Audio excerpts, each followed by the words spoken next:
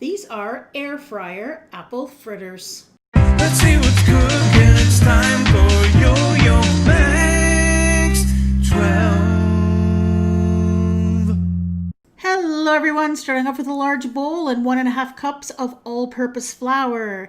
Then we're going to add 1/2 teaspoon of salt, 1/4 cup of sugar, 2 teaspoons of baking powder, 1.5 teaspoons of ground cinnamon.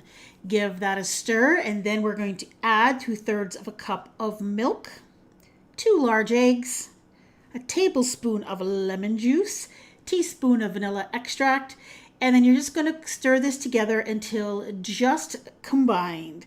So just so that you can't see any more dry flour.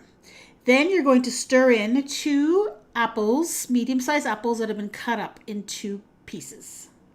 All right, so now you're going to line your air fryer basket with a little bit of parchment paper, and then you're going to take scoops of that batter. I'm using a 1/4 cup measure that I actually sprayed a little bit of cooking spray before I used it. It comes out really nice. And I was able to put 5 at once into my air fryer. Then you're going to bake these at 400 degrees Fahrenheit for about 5 or 6 minutes. Take a look at them. They're going to be golden brown on the top.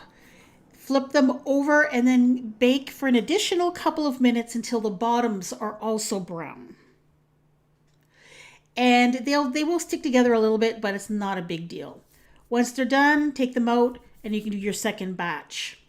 Now for the topping, which is the best part of this recipe, that's a 1/4 cup of butter that you're going to heat over medium-high heat. Now what happens to butter when you heat it, it'll boil and then it'll start to foam. And once it starts to foam, you're going to notice little brown bits in the bottom.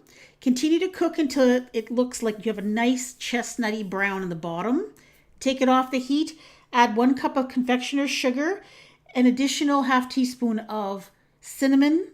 Give it a stir. It'll be a little bit chunky. I added in a teaspoon of vanilla extract and a teaspoon or 3/4 of a teaspoon of milk, just a splash of milk, just enough milk so that you get a glaze that's pourable. And then you're going to pour them over your fritters. And what's awesome about this glaze is it has a nice amount of butter in it. So because you're not deep frying these fritters, which you normally do, you're air frying them, you need some extra fat in there to give them that flavor you're looking for. And I find this glaze does a really good job.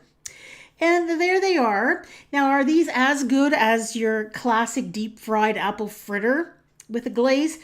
Maybe not as good, but they're very good. My family really enjoyed them. I didn't have to throw any of them out because they got stale, that's for sure. Lovely chunks of apple in there and a delicious, amazing glaze. This makes a really nice dessert. I have other air fryer recipes on a playlist. Check them out, and thank you for watching.